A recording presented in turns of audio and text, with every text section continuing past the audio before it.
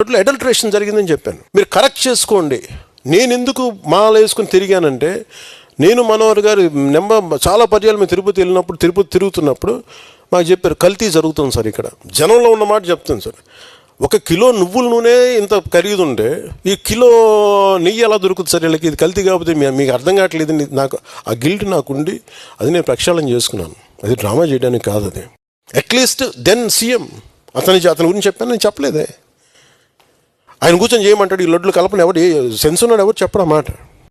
SIT report ఇంత clear కట్గా కూర్చోబెట్టి ఇంత చెప్తే అసలు ఎవరు దాని గురించి మాట్లాడరు.